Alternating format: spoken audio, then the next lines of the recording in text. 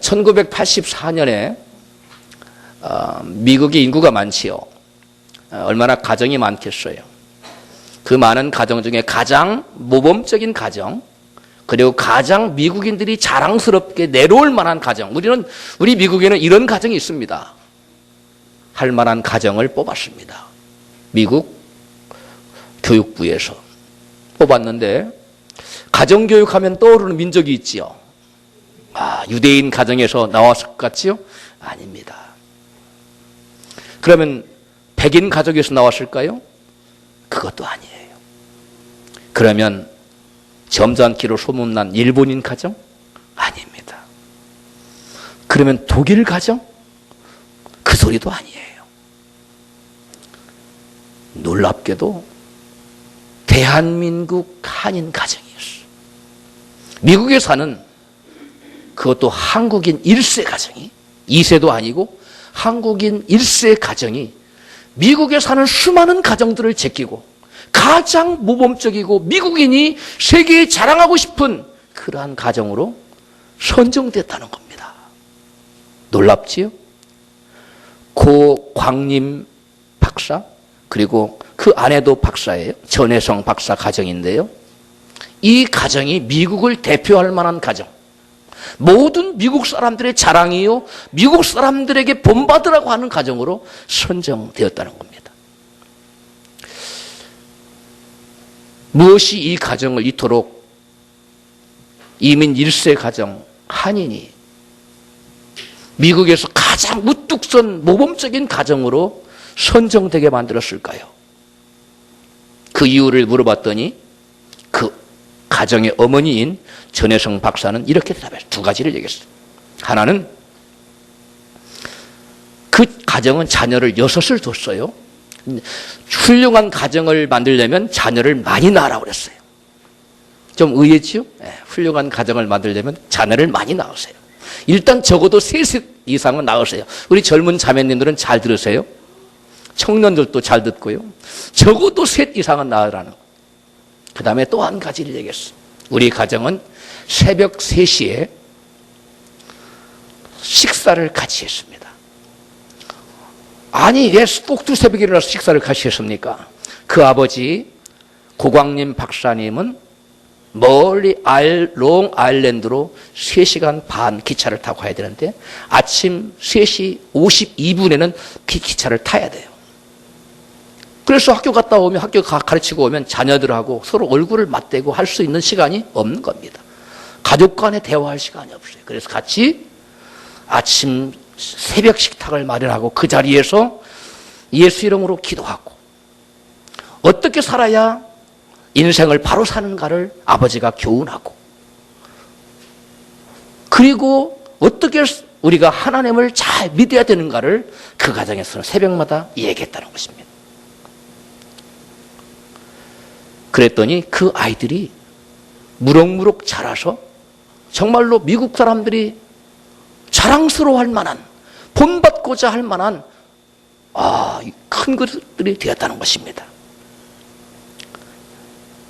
열심히들 노력하고 공부해서 미국의 자랑이 되었는데요.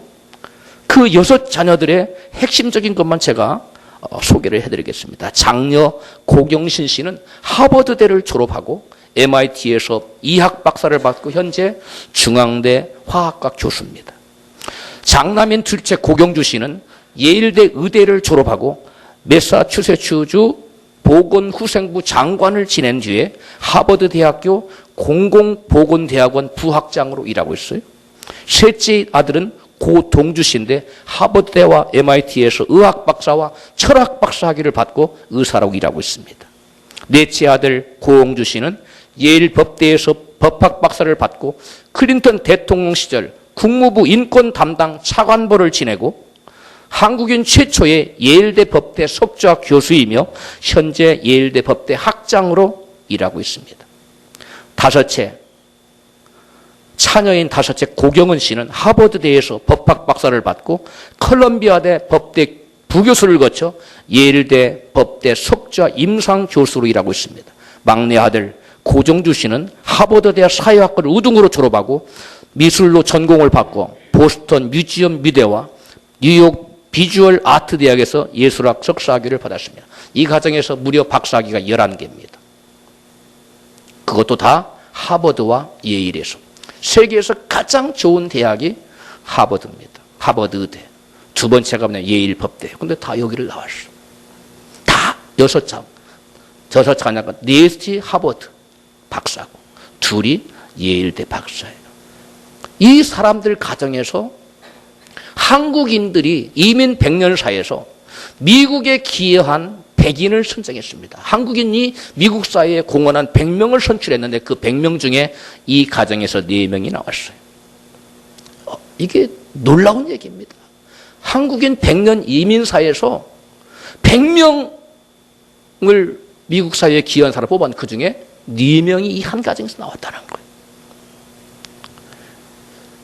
그 무엇이 이 고광님 전혜성 부부의 6자녀들을 이처럼 미국 사회가 부러워하는 큰 인물로 만들었을까요? 사람들이 그 가정의 어머니 전혜성 박사에게 자꾸 물으니까 이분이 책을 한 권 썼어요. 어떤 책을 썼느냐?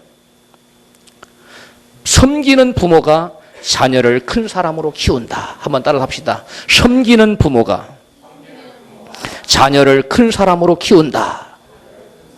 여러분 자녀들이 다 큰 인물 되었으면 좋겠습니까? 저는 여러분 자녀들이 다 큰 인물 되었으면 좋겠어요. 정말 세계가 깜짝 놀랄 만한 큰 인물들이 되었으면 좋겠어요. 그러려면 고혜성 박사의 전혜성 박사의 충고를 빌리면 부모님이 뭐하는 자가 되어라? 섬기는 자가 되라는 겁니다. 부모가 섬기는 삶을 사는 것이 자녀를 큰 사람으로 키우는 최상의 교육 방법이라는 것입니다. 저는 이 기사를 읽고요, 제가 깜짝 놀랐어요. 왜냐하면 제가 약 한 10년 전이죠, 이 리서치를 했어요. PhD 논문을 쓰기 위해서 한국이 낳은 세계적인 인터컬처럴, 인터내셔널 국제사회에서 공헌한 세계적인 인물들 12분을 제가 셀렉션해서 연구를 했는데 그 사람들을 다 만나서 또는 인터뷰로 또는 메일로 이렇게 식사를 하면서 인터뷰해서 모든 자료 분석을 하고 데이터 분석을 딱 하고 보니까 이분들이 위대하게 된 뒤에는 누가 있었냐면 그들의 부모님들이 계셨어요. 그들의 조부모님들이 계셨어요. 그분들이 어떤 분이었느냐? 다 하나같이 위대한 섬김의 사람들이었다는 것을 발견했습니다. 제 논문으로. 그런데 이 고혜성 박사 가정도 역시 자녀들이 달된 데에는 다른 것이 아니라 부모가 섬기니까 자녀들도 나도 우리 부모들처럼 섬기는 사람이 되어야 되겠다고 열심히 공부하고 노력하고 애를 쓰더라는 것입니다. 많은 사람들이 자녀가 공부를 안 하고 딴짓하면 뭐라고 그러지요?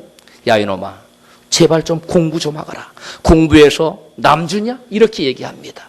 여러분 이 말을 듣고 자란 자녀들은 자기밖에 모르는 이기적인 사람이 됩니다.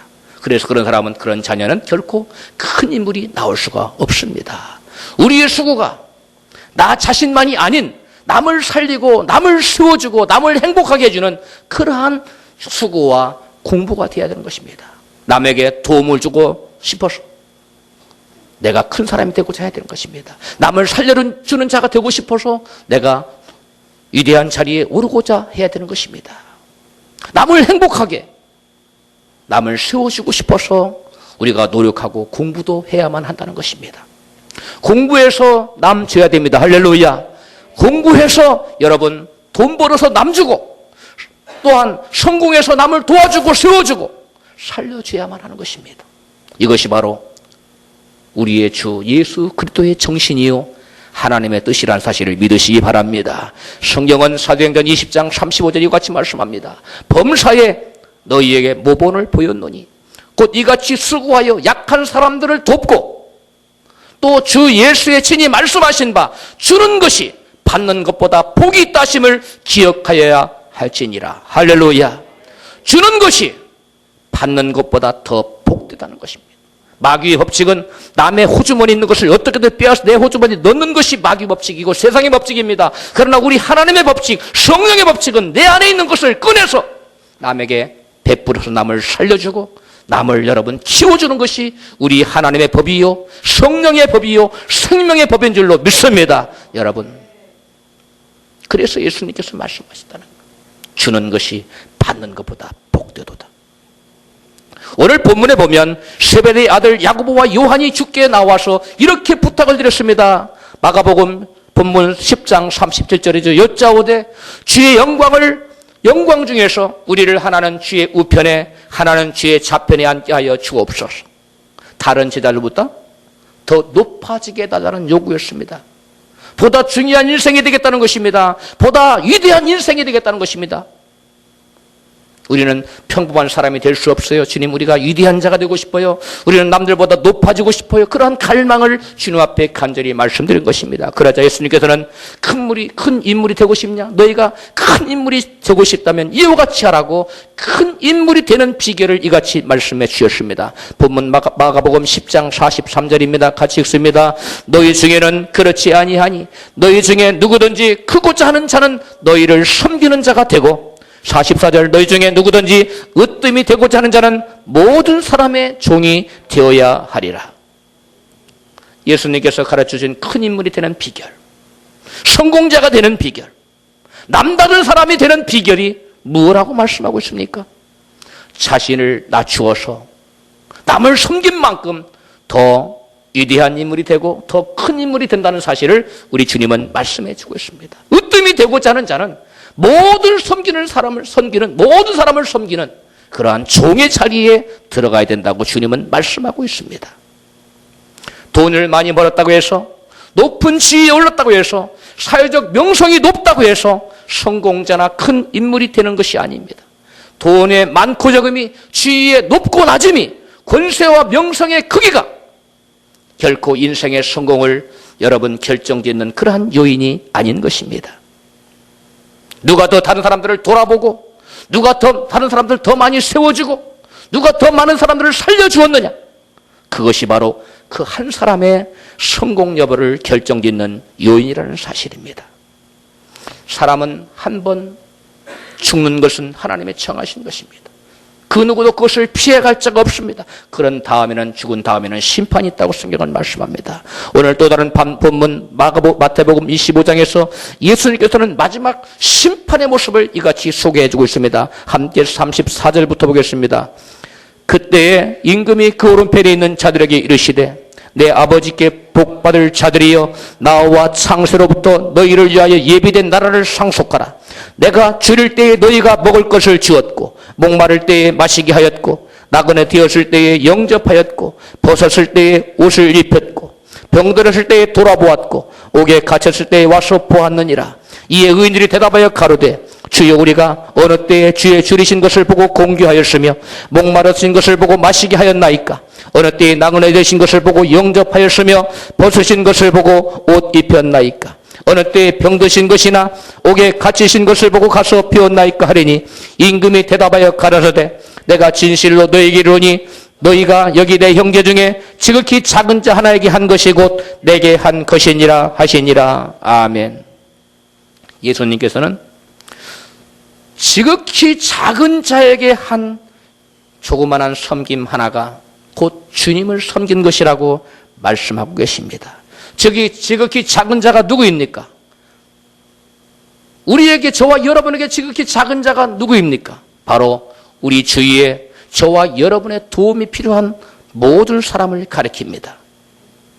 남을 섬기며 산 사람은 마지막 날에 예수님으로부터 잘했다 칭찬받고 영원한 나라를 상속받는 영원한 성공자가 되는 것입니다. 그러나 이 땅에서 돈을 많이 벌고 호의호식하고 아무리 떵떵거리고 살았을지라도 자기 복귀에 모르는 삶을 산 이기적인 사람은 실패자요, 그 사람은 영원한 나락으로 떨어진다는 것입니다.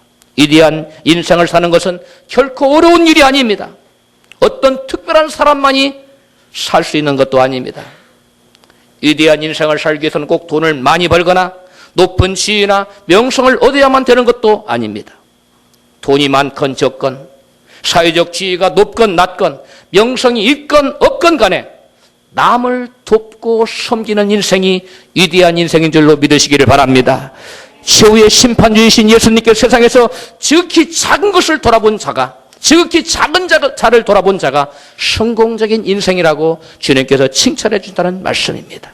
줄이고 목마르고 그러면 헐벗고 병들고 옥에 갇힌 자들을 우리는 돌아봐야 될 텐데 과연 어떤 사람이 헐벗고 병들고 옥에 갇힌 자들입니까? 과연 그들은 우리 곁에 어떤 사람들입니까? 물론 육체적으로 줄이고 목마르고 헐벗고 병들고 옥에 갇힌 자들을 우리는 돌아봐야 됩니다. 먹을 것이 없는 자들에게 먹을 것을 갖다 줘야 됩니다. 입을 옷이 없는 사람에게 우리가 옷을 입혀주고 여러분 갇힌 자를 또한 찾아가서 돌아봐야 됩니다. 외로운 자들에게 가서 친구가 되어줘야 되고 또한 여러분 답답한 심령에게 우리가 가서 위로해 줘야 돼요. 그것뿐만이 아닙니다. 우리가 읽은 마태복음의 25장에 나오는 이 지극히 작은 자들, 갇히고 병들고 목마르고 헐벗은 이런 자들은 육적인 그러한 사람들만을 의미하는 것이 아니라 영적인 사람들을 의미합니다. 영적으로 굶주린 사람들, 영적으로 헐벗은 사람들, 영적으로 목마른 사람들이, 영적으로 옥에 갇힌 사람들이 여러분 우리 주변에 얼마나 많은지 모릅니다. 성경은 육적인 양식이 아닌 영적인 양식이 없어서 굶주리는 시대가 올 것을 성경은 우리에게 아모스 선지자를 통해서 예언해 놓고 있습니다. 아모스 8장 11절에 주 여호와께서 가라사대 보라 날이 이를지라 내가 기근을 땅에 보내리니 양식이 없어 주림이 아니며 물이 없어 가람이 아니요 여호와의 말씀을 듣지 못한 기갈이라. 오늘날 먹을 육적인 양식이 없어서 굶주리는 사람들 우리 한국에는 그리 많지 않습니다.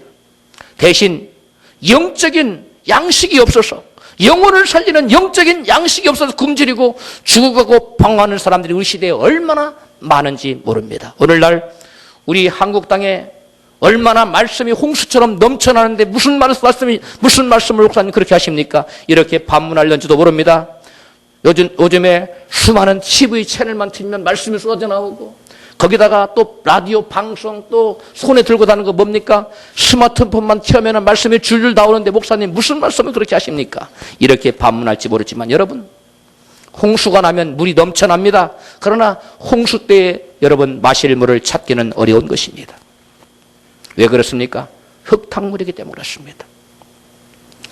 우리는 지금 교회가 다 교회가 아닌 시대에 살고 있습니다. 말씀이 다 말씀이 아닌 그러한 시대에 저와 여러분은 살고 있습니다.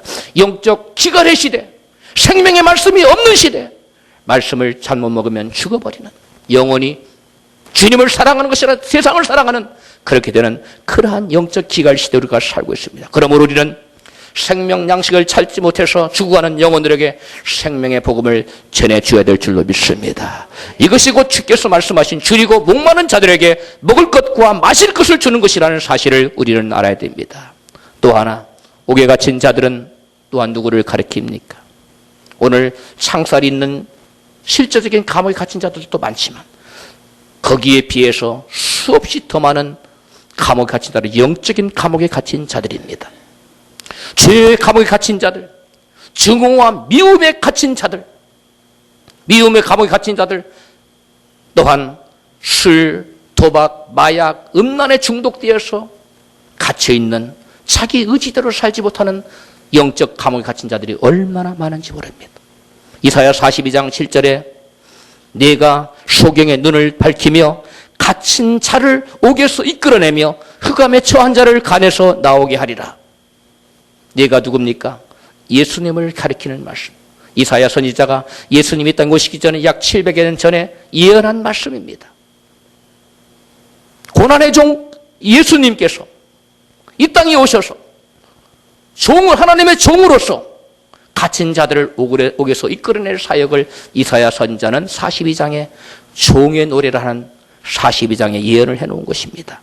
또한 이사야 선지자는 이사야 61장에서는 예수님의 자유케 하시는 사역을 이같이 예언해 놓았습니다. 이사야 61장 1절에 주 여호와의 신이 내게 임하셨으니 이는 여호와께서 내게 기름을 부으사 가난한 자에게 아름다운 소식을 전하게 하려 하심이라.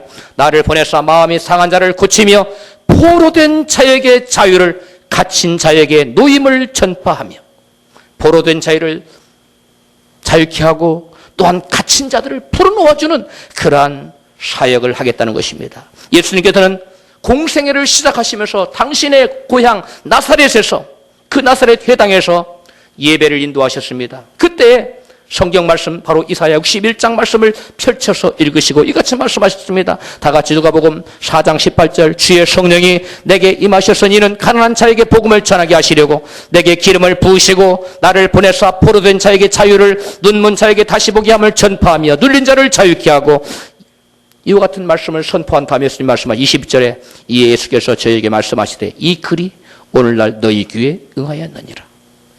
이사야 61장에 예언된 갇힌 자를 자유케 하고 포로된 자를 자유케 하는 그 역사가 바로 예수께서 이 땅에 오심으로 말미암아 너희들에게 이루어졌다고 주님은 말씀하고 있는 것입니다. 예수께서 말씀하신 갇힌 자가 누구입니까? 마귀의 포로로 죄에 매여 있는 복음을 모르는 세상 사람들을 가리키는 것입니다. 그러므로 우리가 복음을 모르는 죄에 묶여 있는 자들에게 복음을 전하는 것이 곧 갇힌 자들을 돌아보는 것이라는 사실을 믿으시기 바랍니다. 할렐루야. 우리 주변에 복음을 모르고 죄에 묶여 있는 자들, 어둠의 영에 칭칭 묶여서 자유를 잃어버린 그 자들, 갇힌 자들을 우리가 주의 말씀을 증거하여 자유케 하는 주의 말씀을 전파하여 저들로 하여금 그러한 모든 속박으로부터, 구속으로부터, 얽매이로부터 자유케 되는 역사, 이것이 바로 저와 여러분이 그들에게 생명의 말씀을 증거할 때 일어나는 역사입니다. 할렐루야. 이 말씀을 전파하는 이것이 바로 여러분 섬김의 사역입니다. 갇힌 자를 돌아오게 하는 섬김의 사역. 또한 오늘날 한국에 입을 옷이 없어서 추위에 떠는 자들은 별로 많지 않습니다. 그러면 우리 주변에 어떻게 옷을 입지 못해서 추위에 헐벗고 떠는 이웃을 우리가 돌아볼 수 있단 말입니까?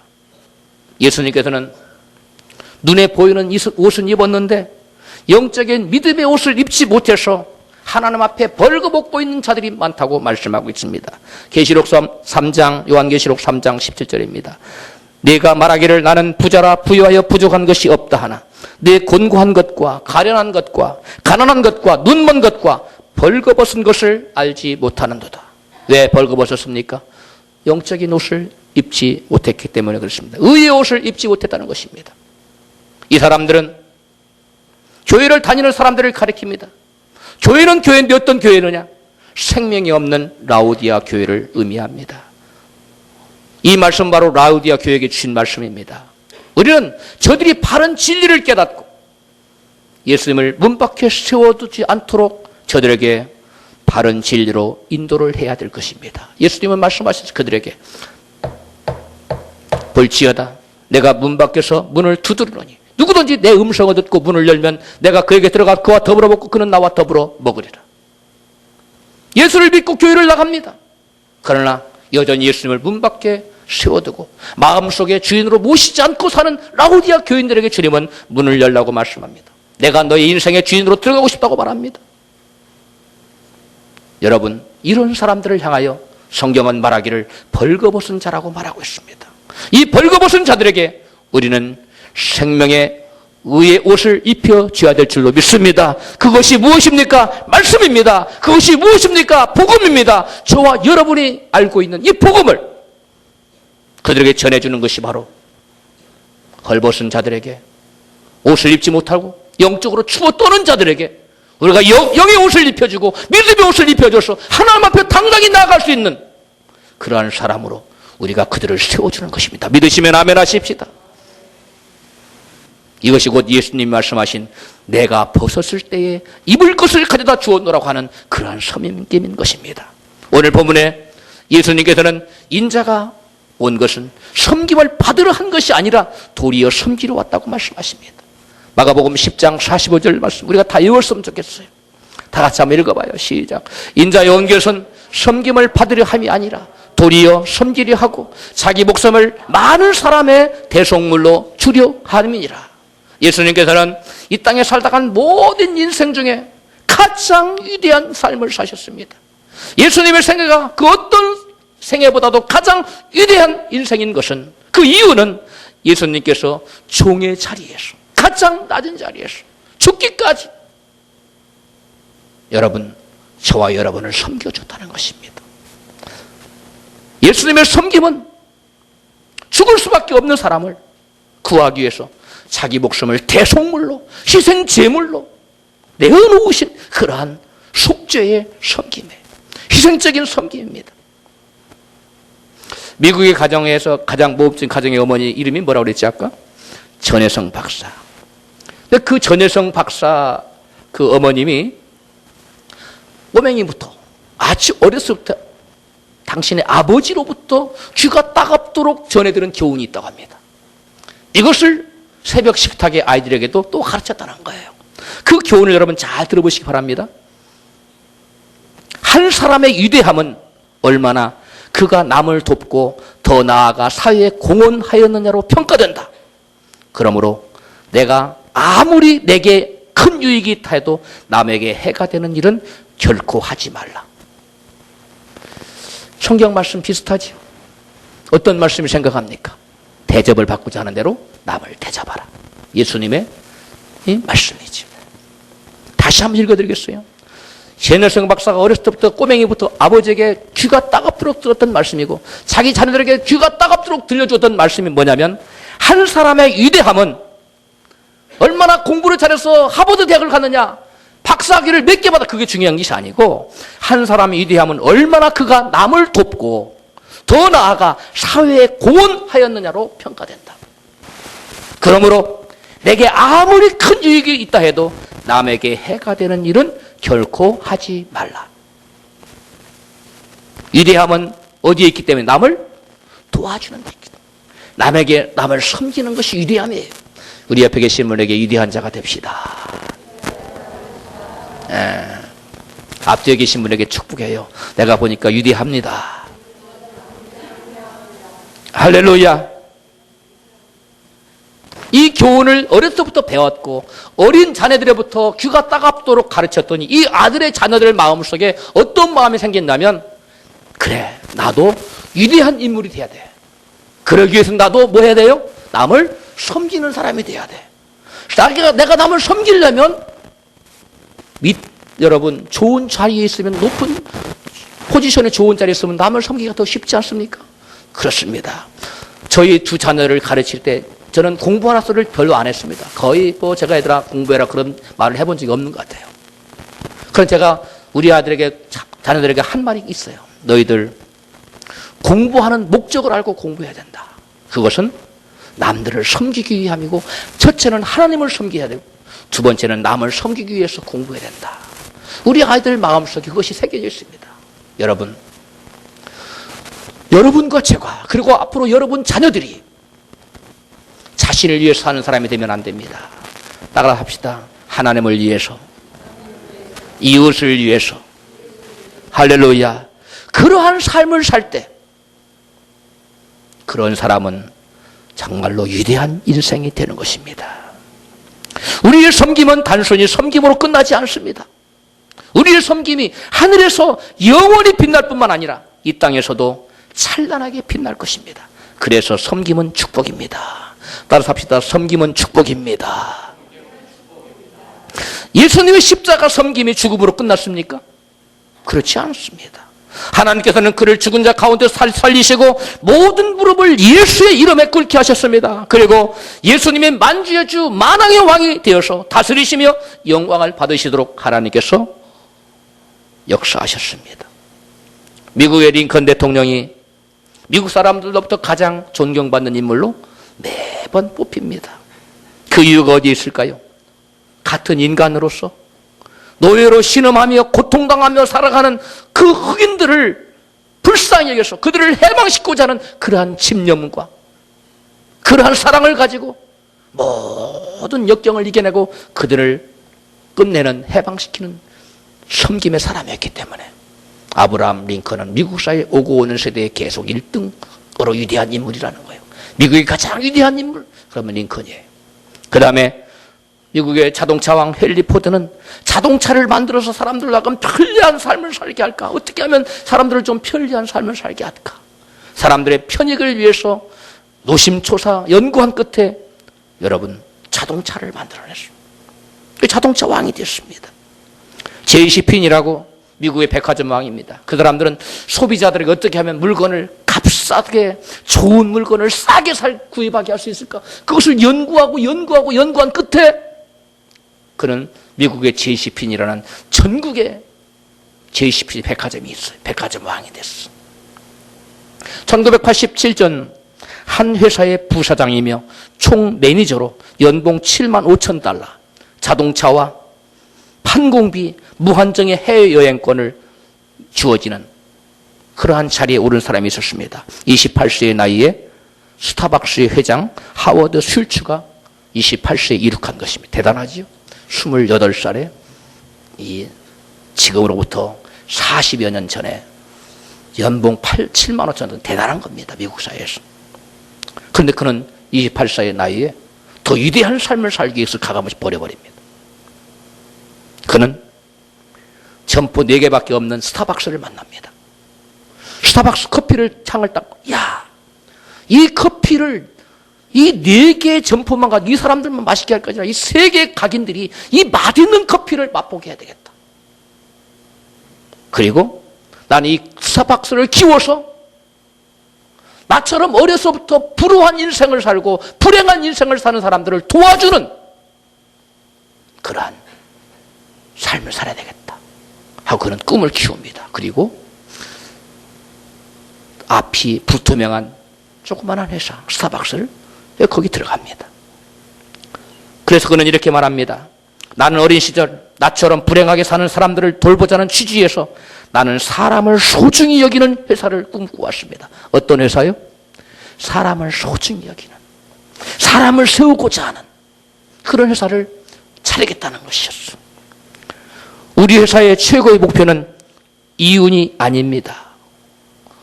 회사의 최고의 목표가 이윤이었지요. 그렇죠? 근데 그는 회사의 최고 목표가, 존재 목표가 그게 아니라는 거예요.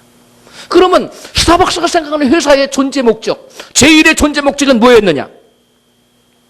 사람을 섬기는 자선이 가장 우선적인 목표라는 겁니다. 놀랍지 않습니까? 따라서 사람을 섬기는 자선. 남을 섬기는, 사람을 세워주고 사람을 세우는, 사람을 도와주는 그 섬김이 회사의 존재 목적의 제1의 존재 목적이라는 거예요. 그래서 그 다음에 그 회사의 성장과 이유는 그 다음에 차순위 목표라는 거예요. 그래서 우리 회사에서는 파트타임 직원에게도 보험료를 전액 지급해주고 있습니다. 이해갑니까? 한국 기업에서 있을 수 있는 얘기입니까? 우리나라의 그 차등 그 직원이, 정규 직원이 있고 또 뭐가 있죠? 예? 계약직. 그 왜 계약직 만드는 겁니까? 제대로 보수 안 주려고 그러는 거 아닌가? 쉽게 얘기해서. 정신이 전혀 다른 겁니다. 스타벅스에서는 계약직이 아니라, 자, 지금 파트타임 1시간 일해도 풀타임과 똑같은 베네핏을 다 제공해준다는 거예요. 보험료도 전액 지급해주고. 왜 그래요? 그 회사의 존재 목적이 뭐하기 때문에? 사람을 소중히 여기는 회사. 사람을 세워주고, 사람을 섬기고, 사람을 존귀하게 여기는 그것이 회사의 존재 목적이기 때문에 거기 회사에 하루에 1시간만 일해도 풀타임 사역자와 똑같은 베네핏을 제공한다는 거예요. 그 회사는 2007년도입니다. 지금 엄청 불었겠죠? 2007년도에 세계 64개국에 23,176개의 점포를 개설했고 14만 7,436명의 종업원을 거느리는 전설적인 회사로 발돋했습니다. 2007년이니까 8년 전이잖아요. 지금은 2배도 넘었을 거예요. 이 발전 속도가 엄청납니다. 제가 미국에 있을 때 들린 소리로 스타벅스가 하루에 1개씩 점포가 세계에 생겨난다고 그랬어요. 하루에 1개씩. 엄청난 거지. 여러분, 우리가 생각할 때는 남에게 베풀고 줘버리면 망할 것 같아요.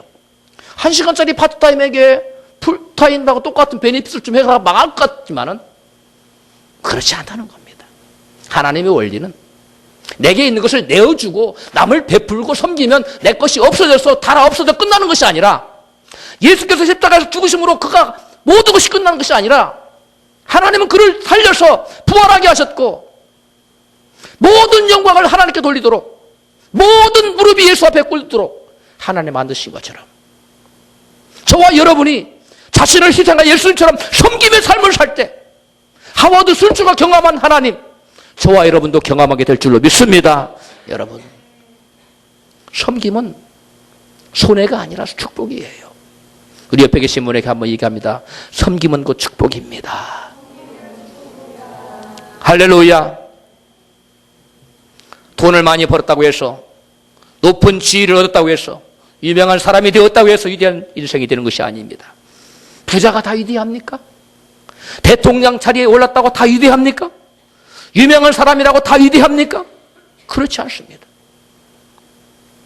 링컨 대통령, 헨리 포드, 제이시 피니, 하워드 슐츠 같은 분들이 사람으로부터 존경을 받는 이유는 무엇입니까? 남을 섬기는 삶을 사는 삶을 살고 있고 그런 삶을 살았다는 것입니다. 저들의 삶의 공통점은 저들의 섬김으로 다른 사람들의 삶의 질을 높여주었다는 것입니다. 단지 다른 사람들의 삶의 질을 높여주는 것, 좀 편하게 살게 하고 좀 부유하게 살게 하고 파트타임만 일해도 베네피트를 발게 하고 삶의 질을 높여주는 거 아니에요? 그렇게 삶을 살게 하는 것이 곧 위대한 인생으로 평가받는다면, 그러한 섬김이 그렇다면 어둠에 처한 자들에게 빛을 비춰주고 죽어가는 자들에게 생명을 주는 섬김의 삶을 사는 인생은 얼마나 더 위대한 인생일까요? 사랑하는 성도 여러분, 여러분은 진정 위대한 인생을 살고 싶지 않으십니까? 그렇다면 복음을 듣지 못해 소망 없이 죽어가는 사람들에게 복음의 빛을 비추시기를 주 이름으로 축복합니다. 복음을 전해주는 것은 소망 없이 죽어가는 자를 살리는 가장 위대한 섬김입니다. 복음은 포로되어 갇힌 자를 자유케 합니다. 복음은 줄인 자에게 양식이요 목마른 자에게 생수를 주는 것입니다. 복음은 의의 옷이 없어 헐벗고 부끄러워하며 두려워하는 자들에게 의의 옷을 입혀서 하나님 앞에 당당하게 나아갈 수 있는 의의 옷을 입혀주는 것입니다. 우리가 죄의 포로가 되어서 종노릇하며 고통당하는 자들에게 복음을 전할 때 예수님께서는 이렇게 칭찬하십니다. 마태복음 25장 35절의 칭찬입니다. 내가 줄일 때에 너희가 먹을 것을 주었고 목마를 때에 나를 마시게 하였고 내가 나그네 되었을 때에 영접하여 주었고 벗었을 때에 옷을 입혀 주었고 병들었을 때 돌아보았고 옥에 갇혔을 때에 와서 보았느니라. 복음은 아담 이후로 인간이 잃어버린 하나님의 축복과 행복을 회복시켜주는 하나님의 크신 능력입니다. 예수님처럼 바울처럼 죽어가는 자들에게 복음의 빛을 비춘 생애보다 더 위대한 인생이 어디에 있겠습니까? 그러므로 불행하게 사는 자들에게 복음을 전해주는 것보다 더 위대한 섬김은 이 세상에 아예 없는 것입니다. 다니엘서 12장 3절에 지혜 있는 자는 궁창의 빛과 같이 빛날 것이요 많은 사람을 옳은 대로 돌아오게 하는 자는 별과 같이 영원토록 비추리라. 이러한 축복이 여러분에게 이를 주님으로 축복합니다. 예수님은 우리 인생이 위대한 인생이 되게 하시려고 마중물같이 섬기는 삶을 사셨습니다. 우리도 예수님처럼 죄에 갇혀 불행한 인생을 돌아보는 위대한 섬김의 삶을 사셨으면 좋겠습니다. 아동문학가 하청호 씨의 마중물과 마중불이라는 시 한 편을 읽어드림으로 말씀을 마치겠습니다. 외갓집 낡은 펌프는 마중물을 넣어야 물이 나온다. 한 바가지의 마중물이 땅속 깊은 곳 물을 이끌어 올려주는 거다. 아궁이에 불을 뗄 때도 마중불이 있어야 한다. 한 겹의 성냥불이 마중불이 되어 나무 속 단단히 쟁여져 있는 불을 지피는 거다. 나도 누군가의 마음을 이끌어 올려주는 마중물이 되고 싶다. 나도 누군가의 마음을 따뜻하게 지펴주는 마중불이 되고 싶다. 아멘.